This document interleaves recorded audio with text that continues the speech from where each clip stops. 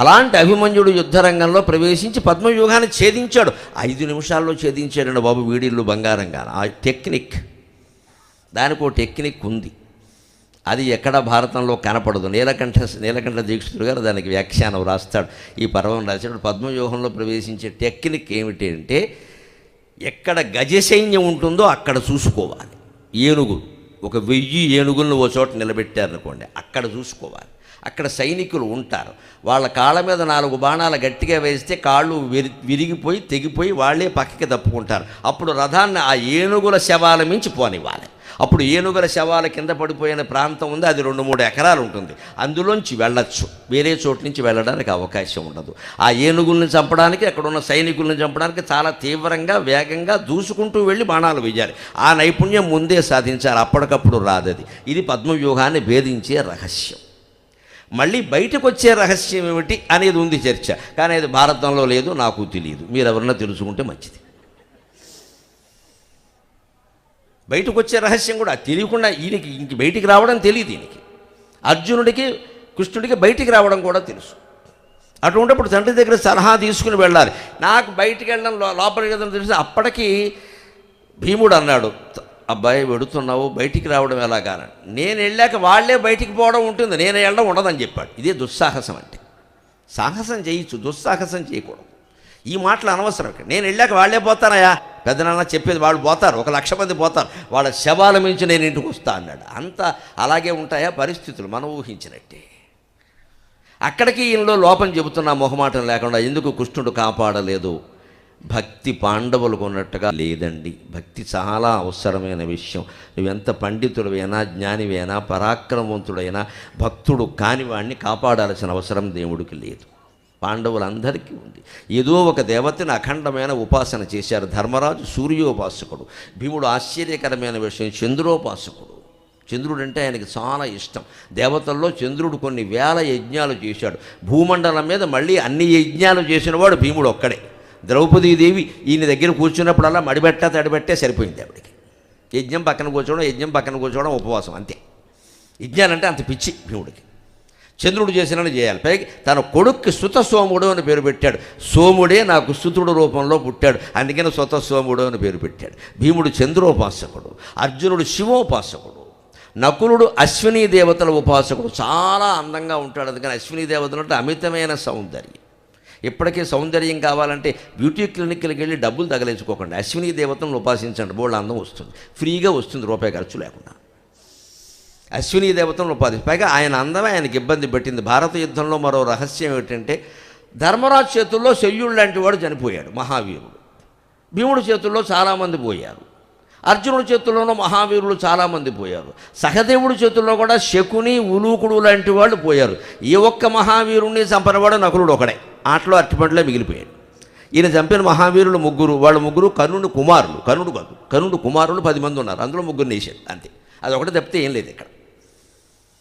ఎందుకున్నాడో తెలుసా?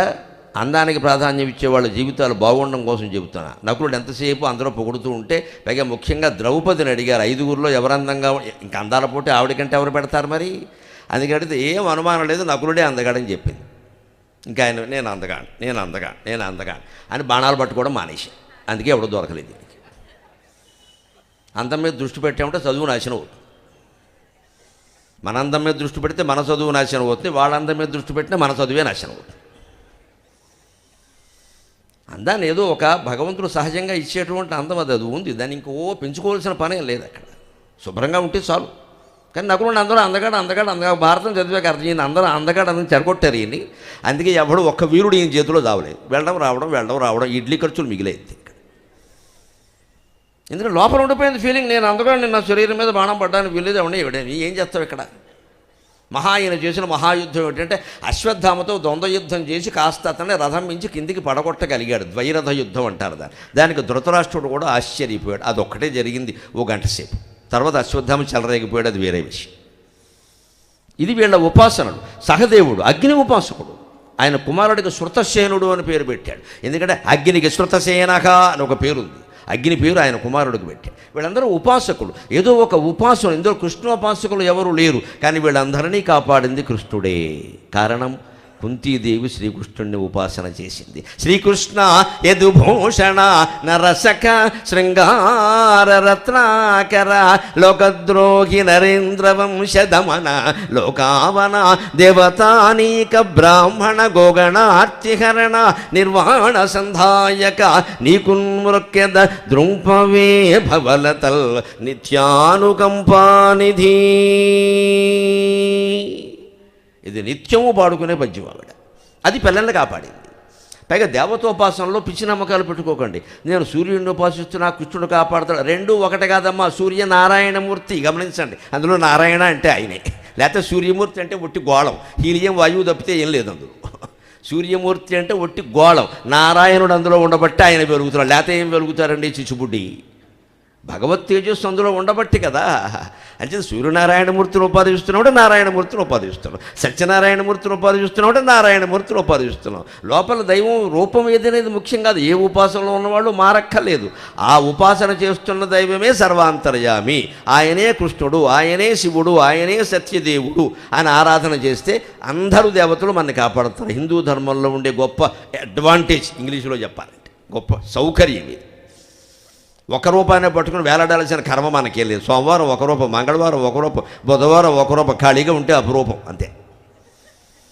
100 రూపాయలు ఉన్నాయి. మతం మార్పిడికి వేరే మతాల్లోకి మారాల్సిన కర్మ మన మతంలోనే మొత్తం 100 దూకుడు దూకచ్చు, ఏం అభ్యంతరం లేదు. ఇక్కడ అన్ని పండుగలు మనమే. ఇంత వైవిధ్యం, ఇంత బహుళార్థ సాధక ప్రయోజనాలు మరో మతంలో ఉండవండి, హిందూ మతంలో తప్ప.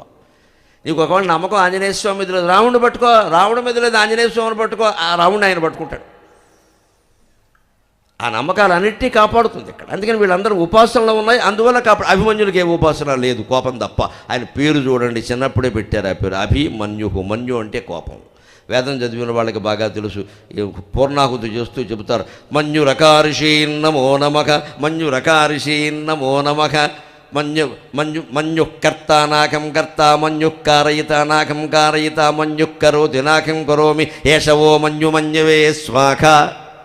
ఏదైనా పని చేస్తే కోపం చేసింది నేను చేయలా, నాలో ఉండే కోపం కారణంగా చేశా. కోపమే కర్త, నేను కర్త కాదు. కోపమే ప్రేరేపించింది, నేను ప్రేరేపించలేదు. కోపమే చేసింది, నేను చేయలేదు. ఆ కోపం అనే దాన్ని, దిక్కుమాలిన కోపాన్ని ఈ యజ్ఞాగ్నిలో దగ్ధం చేస్తున్నా. పూర్ణాహుతి కార్యక్రమం ఎంత గొప్పదో ఆలోచించండి అమ్మ. ఎంత గొప్ప మంత్రాలు ఇవి.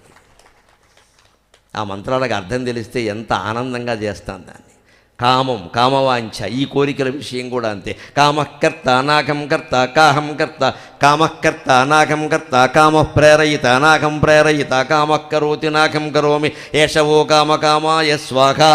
నాలో ఉండే కామవాంఛ జీవితాన్ని ఇంత నాశనం చేసింది, కాబట్టి ఆ కామాన్ని నేను ఈ అగ్నిలో దగ్ధం చేస్తున్నా అని పూర్ణాహుతి నాడు దగ్ధం చేస్తాం. పూర్ణాహుతికి అందరూ రావాలి. అందులో చుట్టూ ఉన్న సామాన్లన్నీ పట్టుకెళ్ళి పాడేయడం కాదు, మనలో ఉండే దుర్గుణాలన్నీ అందులో పాడేయాలి. మొత్తం ఏముంటే పట్టుచీరలు కూడా పాడేస్తున్నారు, బాగా ఓవర్ యాక్షన్ ఎక్కువైపోయి. ఎవరికైనా దానం ఇవ్వాలి, చీరలు పట్టుకెళ్ళి అగ్నిలో పడేయడం ఏంటంటే పిచ్చి ఆలోచన. మనకు బాగా ఓవర్ యాక్షన్ అలవాటు. పడాయి మొత్తం పడాయి, ఈ విషయమని కూడా పడితే వదిలిపోతుంది. ఏది చెప్పినా అతి, అందులో ఉన్నది నీలో ఉండే కామ, క్రోధం, లోభం, మోహం, వాటిని దగ్ధం చేయబోయా అంటే ఊళ్ళో వస్తువులన్నీ పట్టుకొని అందులో మారేస్తో దాని పుణ్యం అంటాం. ఇక్కడ ఇవన్నీ ఇలాగే ఉన్నాయి. ఇక్కడ ఈ కుడి శరీరం ఇలాగే ఉంది, అక్కడ ఏదో దగ్ధం చేసి ఏం కలిసి వచ్చింది, మన జీవితం ఏం మారింది. ఎన్ని యజ్ఞాలు చూసినా, ఎన్ని పూర్ణాహుతులు చూసినా, ఎంత మసి తీసి మొహం మీద పెట్టుకున్నా మసి మిగిలింది, మొహం అలాగే ఉంది. దగ్ధం చేయవలసిన దాన్ని దగ్ధం చేయాలి, కానీ ఊళ్ళో వస్తువులన్నీ పట్టుకొచ్చి దగ్ధం చేస్తారు. వస్తు సంస్కృతి పెరిగింది, మనకి వాస్తవం పోయింది. ఆ అభిమన్యుడు కోపాన్ని జయించలేకపోయాడు. అందుకే రంగంలోకి వెడుతుంటేనే సారథి చెప్పాడు, పద్మవ్యూహాన్ని ఛేదించుకుని లోపలికి వెళ్ళాడు. ఎక్కడికి వెళ్ళాలని అడిగాడు. ద్రోణాచార్యుడి దగ్గరికి పోనే, కుంభస్థలాన్ని కొట్టాలంటే చెప్పాడు. అంత తేలిక కాదయ్యా, నా మాట విని. ఎందుకంటే ఈ సారథికి 80 ఏళ్ళు, ఈయన అర్జునుడు సారథి. అర్జునుడు కృష్ణుడు సారథ్యం వహించడం వల్ల డేట్స్ ఖాళీ ఉండి ఇక్కడ కాల్ షీట్ ఇచ్చాడు, లేకపోతే అక్కడే ఉంటాడు. నేను మీ నాన్నగారి సారథిని. అర్జునుడు నివాత కవచ కాలకేయాదులు జయించినప్పుడు కూడా నేను ఉన్నానయ్యా. ఎంత యాతనో నాకు తెలుసు. పిల్లాడివి, చెప్పినట్టు విను. ద్రోణాచార్యుడు దగ్గరికి వద్దు. కింద చాలామంది కొండపెంకులు ఉన్నాయి. ద్రోణం అంటే ఎలాగో కొండపెంకు మూత, అందుకని కింద కొండపెంకులు చాలా ఉన్నాయి. ఒక 5-6 వేసి దుర్యోధనుడు కొడుకుల్లో దుశ్శాసనుడు, నీకు కాస్త ఆత్మవిశ్వాసం పెరుగుతుంది. అప్పుడు వెడదామంటే రథికుడు చెప్పినట్టు సారథి వినాలి. ఇవాళ నా ముందు ద్రోణాచార్యుడు కాదు, కృష్ణార్జునులే స్వయంగా వచ్చినా మాడి మసి అయిపోవడం ఖాయం. ఈ మాట కొడుకు నోట రావచ్చా? అందుకు అభిమన్యుడు వెళ్ళిపోయాడు. కృష్ణార్జునులు సైతం పందెం పెట్టాడు ఆయన. కృష్ణార్జునులిద్దరూ స్వయంగా వచ్చినా నా ముందు మట్టి అయిపోవడం ఖాయం. ఏమైపోతాడండి? పైగా ఆ సారథిని ఆక్షేపిస్తూ అంటాడు వ్యాసభారతంలో, పతంగమివజ అగ్నౌష అంటాడు. మిడత అగ్నిలో ప్రవేశించినట్టుగా నేను కౌరవ సైన్యంలో ప్రవేశిస్తున్నా. అదేం మాట? అపశకునపు మాట. మిడత అగ్నిలో ప్రవేశిస్తే మిడత పోతుందా? అగ్ని పోతుందా? మిడతే పోయింది. ఈ పిడత మాటలు ఎలా ఉన్నాయి ఇక్కడ? చేయబోతున్నది భయంకర సంగ్రామం అని నువ్వేం మాట్లాడుతున్నావో కూడా చూసుకోవట్లేదు. ఆవేశం కోపం మనిషి ఇలా మాట్లాడిస్తుంది. తర్వాత మనం మాట్లాడిన వాటికి మనమే 100 సార్లు కాళ్ళు పెట్టుకోవాలి, ఉపయోగం లేదు. బాణం వేసి కుట్టినా, బాంబు పెట్టి పీల్చినా అవన్నీ ఆపరేషన్తో బయటికి తీసుకెళ్ళి నీ ఇష్టం వచ్చినట్టు మాట్లాడితే మనస్సులో గుచ్చుకున్న మాటలు ఎవరూ బయటికి తీయలేరు.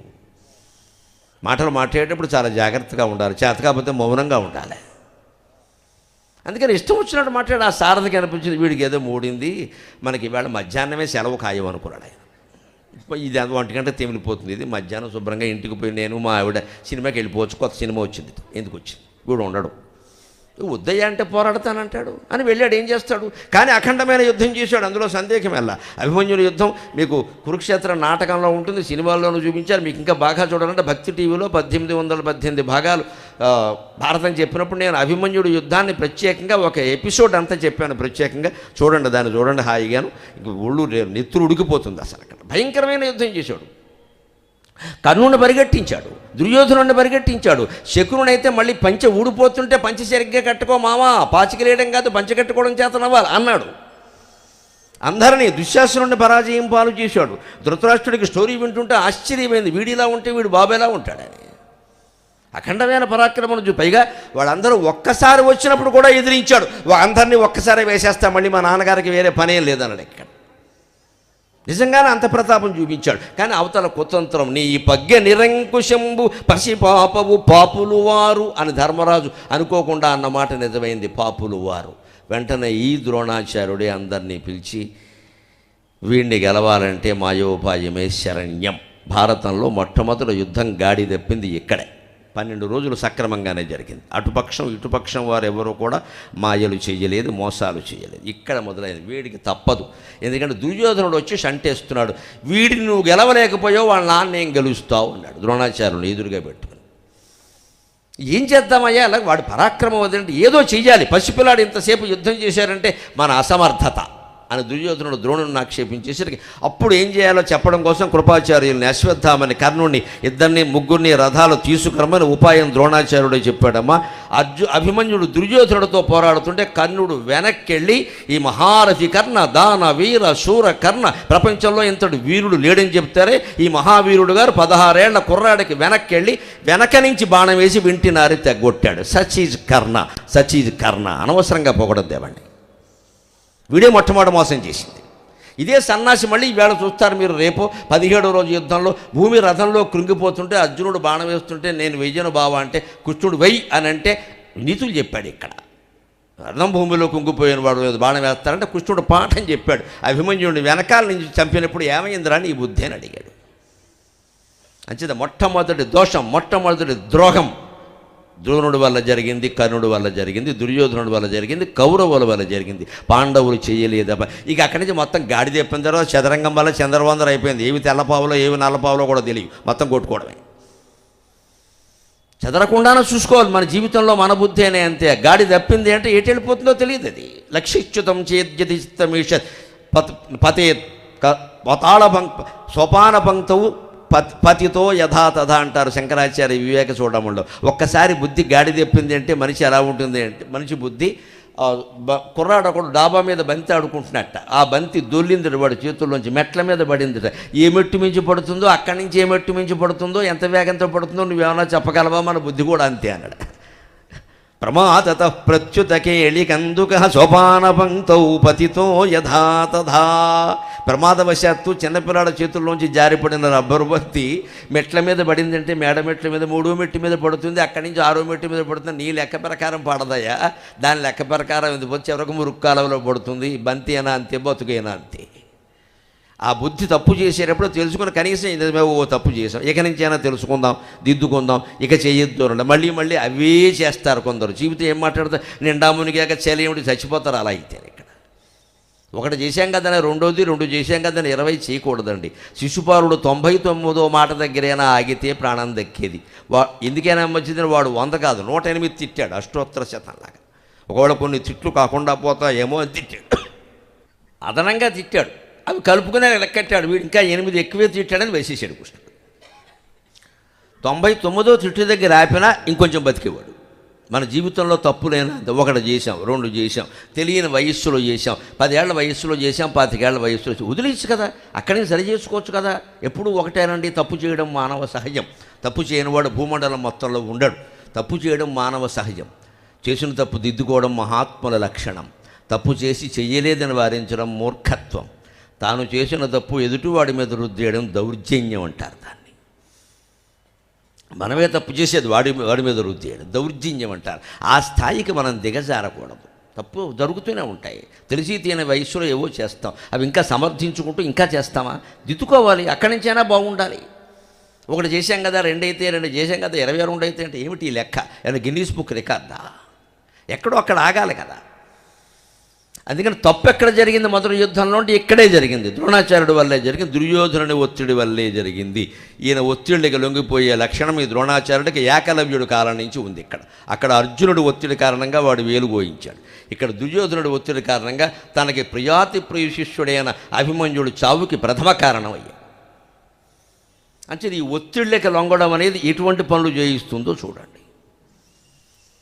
ఆ రకంగా వెనక నుంచి ఈయన వెంటినారు తెంచాడు. వెంటనే ద్రోణాచార్యులు వేసిన బాణానికి విల్లు విరిగింది పాపం. ఆయన వెంటనే గద తీసుకున్నాడు. వెంటనే అక్కడ ఉన్న కృపాచార్యులు గద మీద బాణం వేసి కొట్టాడు, అది విరిగింది. వెంటనే కత్తి డాలు తీసుకున్నాడు. కత్తిని అశ్వత్థామ ఖండించాడు, డాలును దుశ్శాసనుడు ఖండించాడు. ఏమీ దొరక్క ఒంటరిగా అటు ఇటు చూసి రథచక్రం లాగాడు. అప్పటికే సారథిని చంపారు, గుర్రాలను చంపారు. రథచక్రం తీసుకుని బయటికి దిగితే ఆ రథచక్రంతో తిరుగుతుండే చక్రం మధ్యలో ఉండే ఆకుల మధ్యలోంచి బాణాలు వేసి ఒంటి నిండా బాణాలే 16 ఏళ్ల పిల్లాడి ఒంటి మీద 16,000 బాణాలు వేశారమ్మా కౌరవులు. ఎంత మహావీరులు మీరే నిర్ణయించుకో. ఎక్కడ బాణం లేని చోటు లేదు అంటాడు వ్యాసుడు. పాపం బాణం లేని చోటు లేదు. ఉత్తర ఆ స్థితిలో భర్తను చూస్తుంటే ఆవిడికి గర్భస్రావం అక్కడే అయిపోయింది. అశ్వత్థామ బ్రహ్మశిరోనామకాస్త్రం వెయ్యక్కర్లేదు, ఇంకా అంత ప్రయత్నం ఏం అవసరం లేదు. ఆవిడ అక్కడే చచ్చిపోయేది. చూడలేదు కాబట్టి సరిపోయింది. అన్ని బాణాలు వేశారు. ఆ స్థితిలో కూడా అభిమన్యుడు ఎంత పరాక్రమవంతుడు అంటే రాసపీలకు తోడు లేనిదే పోదు అంటారు. సామెత చెబుతున్నాను, మరోలా అనుకోవద్దు. క్షత్రియుడు కదా, పౌరుషం.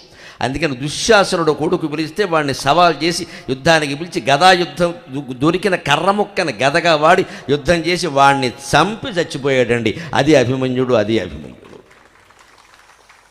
ఆవేశాలు కావేశాలు కోపాలు పక్కనట్టు. అందుకే నేను భారతం చదివిన వ్యక్తిగా ఓ మాట ఎప్పుడో చెప్పా, మళ్ళీ చెబుతా. బతికితే భీష్ముళ్ళ బతకాలి, పోతే అభిమన్యుళ్ళ పోవాలి. అది లెక్క. బతికితే భీష్ముళ్ళ బతుకు, నీతిగా నిజాయితీగా నువ్వు 250 ఏళ్ళు బతికినా సంతోషమే. పోవాల్సి వచ్చింది అభిమన్యుళ్ళ పో. ఏ దేశం కోసం ఏదో ఒకటి చేసిపో, ధర్మం కోసం ఏదో ఒకటి చేసిపో. ఊరికే బ్రతుకుపోతే అదేమిటండి? అది అభిమన్యుని యొక్క మరణం. ఈయనలో భక్తి లేదు, జ్ఞానము లేదు, వైరాగ్యం లేదు, ఆవేశం తప్ప. పనికట్టుకుని భగవంతుడు వచ్చి కాపాడాల్సిన అవసరం ఇక్కడ లేదు. అందుకే కాపాడలేదు. దానికి మనం ఏం చేయలేము ఇక్కడ. కానీ వెంటనే ఆ సాయంత్రానికి ఆ వార్త 13వ రోజు సాయంత్రానికి అర్జునుడికి తెలిసింది. చూచాయిగా ఆయన యుద్ధం ముగించుకుని సంశప్తుకుని వధించుకుని శిబిరం వైపు వస్తుంటే దీపాలు లేవు, అలంకారాలు లేవు, అందరూ ఏడుస్తూ కూర్చున్నారు. ఏమిటి బావా అంటే ఇప్పుడు కౌన్సిలింగ్. కృష్ణుడు అంటే అది భగవంతుడు పాత్ర. తెలుసు ఆయనకి ఏం జరిగిందో. కానీ ఒక్కసారి మీ అబ్బాయి పోయాడు అంటే ముందు వీడు పోతాడు. చావు కబురు చల్లగా అంటారు. అందుకని అక్కడ చాలా నెమ్మదిగా అర్జున కంగారు పడకు, ఏం జరిగింది అంటున్నావు అంతే కదా. నాకు తెలిసినంతవరకు ధర్మరాజుకు క్షేమము, భీమునకు క్షేమము అని క్షేమంగా ఉన్న వాళ్ళ పేర్లు 100 చెప్పాడు. ఈయన గుండెపోటు రాకుండా ఉండడానికి. ఒక అభిమన్యుడి పేరు తప్ప. బావా అభిమన్యుడు అంటే ఏదో కించుదు అనర్థము జరిగి ఉండనోపు అన్నాడంతే. ఏదో కించిత్ అనర్థం అన్నాడు.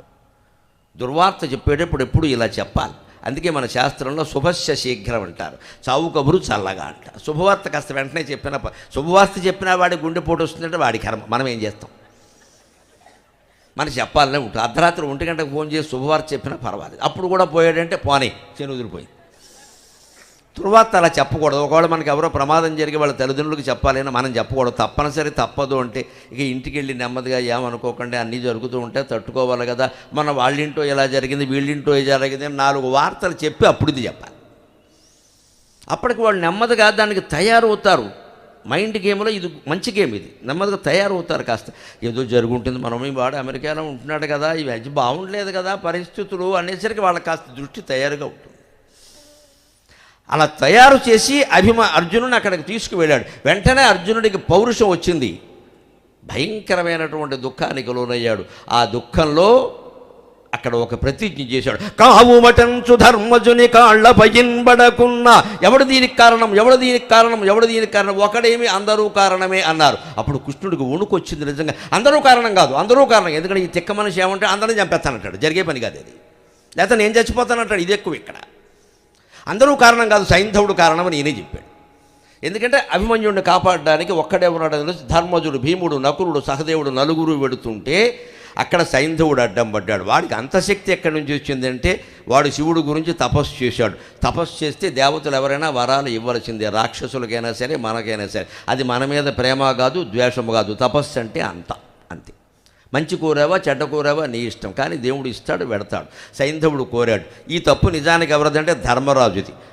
ద్రౌపదిని మానభంగం చేసే ప్రయత్నం చేసినప్పుడు భీమార్జునులు ఇద్దరిని వాడు జుట్టట్టుకుని లాక్కొచ్చి ఇలా నిలబెట్టి కోడిపుంజు వేసినట్టు వేసేస్తానని చెబితే వద్దు శరణంబని వచ్చిన భీకర శత్రువునేనని దిక్కుమాలిన పద్యం కూడా పాడాడు. వదిలేయండి. పైగా దుస్తల ఒక్కతే కూతురు మొదలుపెట్టి నీకు ఎందుకే గొడవ, ఒక్కతే కూతురు అయితే ఏమైంది, వితంతు పింఛన పథకం ఇస్తారు అక్కడ, ఏమైంది ఇక్కడ. అప్పుడే సైంధవుని వేసేస్తుంటే అభిమన్యుడు బతికేవాడు. ఇక్కడ అనవసరమైన చోట కరుణ చూపించకూడదు, అపాత్ర దానం అంటారు, దాన్ని చూపించకూడదండి. అలాగా అక్కడ చూపించాడు, అది కొంపం వచ్చింది. వాడు కక్ష కట్టాడు. వాడి మీద కరుణ ఏమిటండి, కక్షలు మారే మనుషుల మీద కరుణ పనికి రాదండి, అది వ్యతిరేకం అవుతుంది, వితండం అవుతుంది ఖచ్చితంగా. వాళ్ళు ఎంత పశ్చాత్తాపడినా కరుణ చూపించకూడదు, శిక్ష పడవలసిందే, పోవలసిందే మనిషి. అంతే చూపించామంటే మళ్ళీ మనకి పాశ్యం అయిపోతుంది. ఎందుకంటే ఓసారి లేనటువంటి పశ్చాత్తాపం తర్వాత వస్తుందని కూడా అవసరాలను బట్టి వస్తాయి కొంతమందికి పశ్చాత్తాపాలు. నటిస్తారు. ఈ నటన నమ్మడానికి వీల్లేదు, ఖచ్చితంగా శిక్ష పడాల్సిందే, ఏమీ కరుణించడానికి వీల్లేదు. అక్కడ ఆడ మగ పెద్ద చిన్న ఏ తేడా ఉండదు. ఆ తేడా ఉండబట్టే సైంధవుడు అడ్డం పడ్డాడు. అందుకని కృష్ణుడు అక్కడ మధ్యలో ఈయన ప్రతిజ్ఞ చేస్తుంటే ఎందుకని మధ్య సైంధవుడు అడ్డు రావడం వల్లే వాళ్ళు రాలేకపోయారు. నలుగురు వస్తే అదెంత పని. అవునా, కావుమటంచు ధర్మజుని కళ్ళ పజిన్బడకున్నా పేర్మిమై నీవు భరింపగా అభయమీయకయున్న, పేర్మిమై కృష్ణ నీవు భరింతునంస భయమీయకయున్న, గురుండుగాడు గౌరీవరుడడ్డమై నిలువరించిన,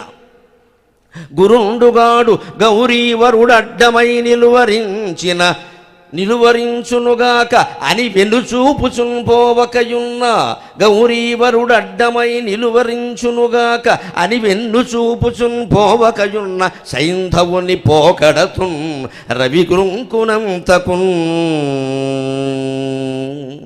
అని తిరుపతి వెంకట కవుల పద్యంలో భయంకరమైన ప్రతిజ్ఞ చేశాం. ధర్మరాజు కాళ్ళ మీద పడకుండా ఉంటే కృష్ణ రక్షిస్తానని నువ్వు అభయం ఇయ్యకుండా ఉంటే, అంతేకాదు 3వ షరతు, క్షత్రియుని కాబట్టి చెబుతున్నా, యుద్ధరంగం నుంచి నా కళ్ళ ముందే వీపు చూపించి పారిపోతే నేను చంపకూడదు అటువంటి వాడిని, ఎంత పగ ఉన్నా. ఈ నియమాలు నేను పాటిస్తాను ఖచ్చితంగా. ధర్మరాజు కాళ్ళ మీద పడకుండా ఉంటే, నిన్ను శరణు వేడకుండా ఉంటే, అలాగే యుద్ధరంగంలో భయపడి పారిపోకుండా ఉంటే, మా గురువు ద్రోణాచార్యులు కాదు శివుడు సాక్షాత్తుగా అడ్డం వచ్చినా సరే రేపు సాయంత్రం సూర్యాస్తమయం అయ్యేలోగా వేసేయడం ఖాయం అని చెప్పేశాడు. ఈయనది అభిమన్యుడిని మించిన ఆవేశం, ఇది త్వరలో విడుదల. ఇది అభిమన్యుడిని మించిన ఆవేశం, ఈయనకంటే అభిమన్యుడేనయ్యాం.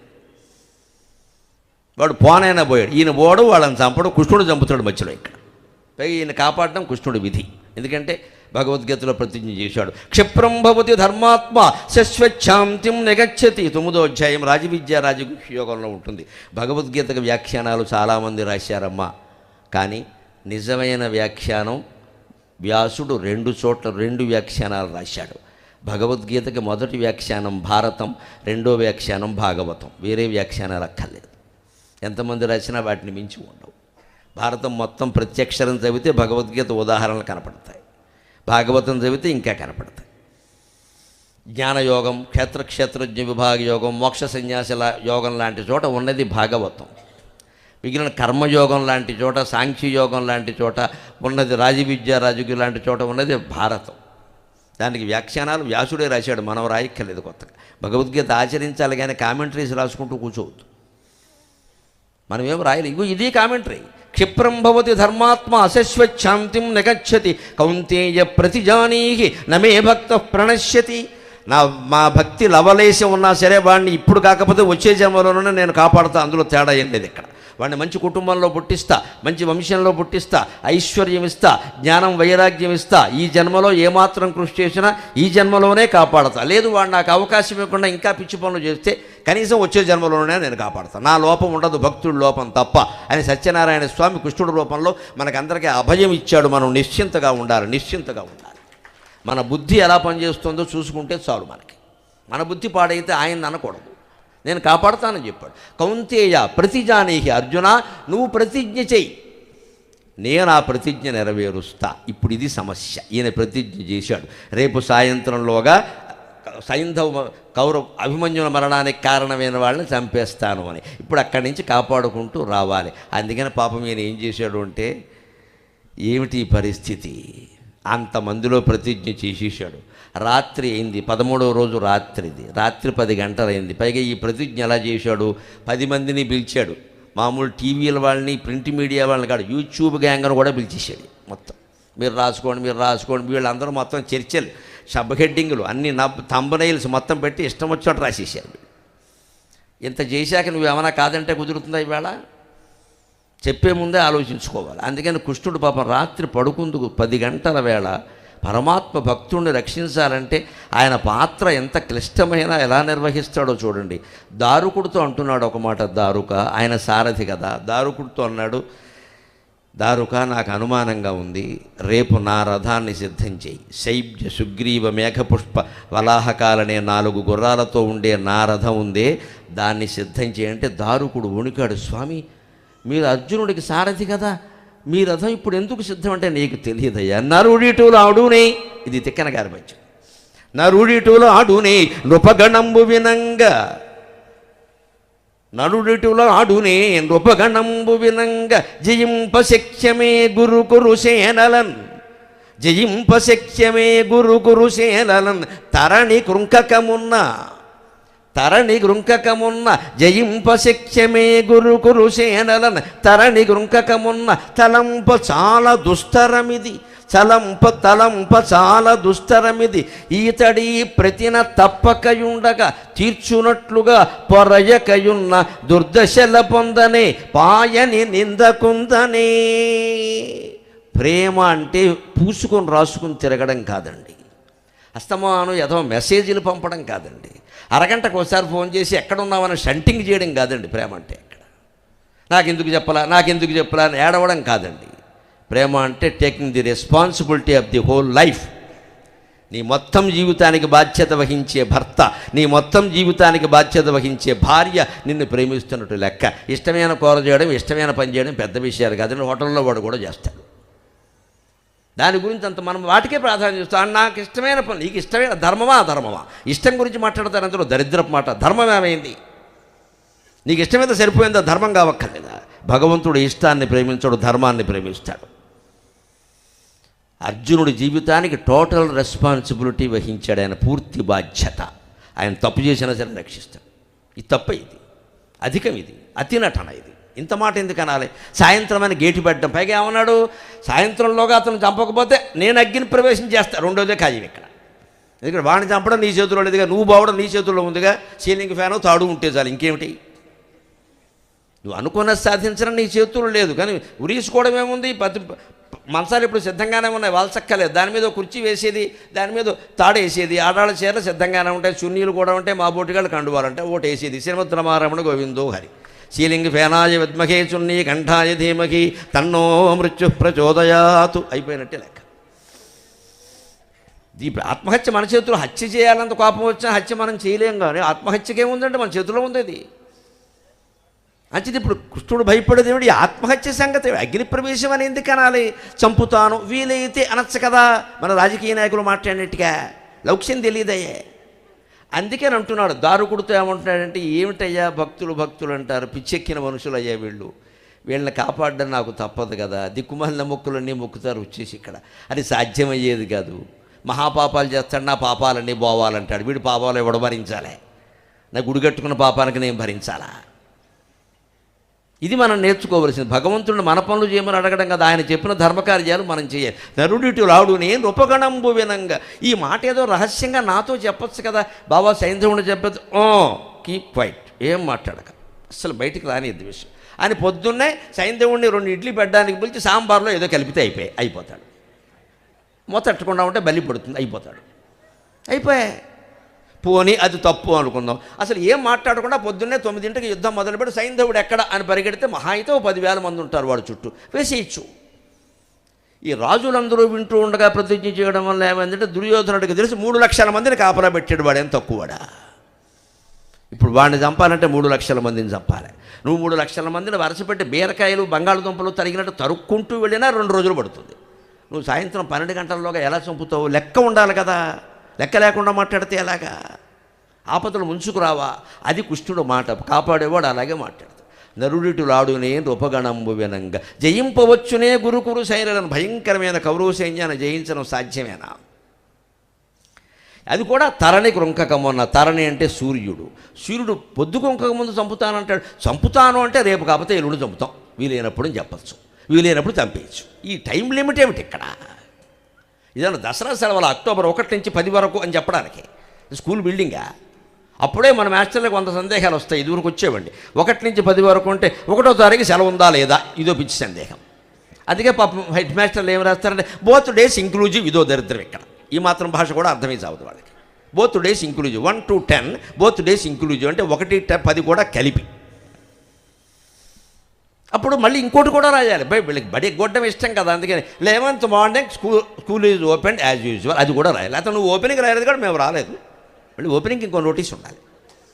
10 వరకు సెలవు అంటే 11 రాడు. 11 రావాలని నువ్వు చెప్పలేదుగా, అంటే ఎగ్గొట్టేవాడికి ఏదో వంక.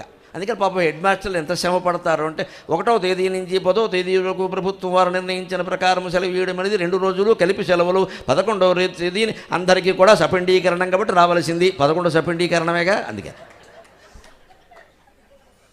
ఇంత నోటీసులు ఎందుకు అవుతున్నాయంటే మన మనస్సులో ఇష్టం లేదు ఈ పని. జీతం తీసుకోవడం ఇష్టం, పని చేయడం ఇష్టం కాదు. పిల్లలకు అసలే ఇష్టం ఉండదు, లేదా స్పష్టంగా ఉంటుంది కదండి.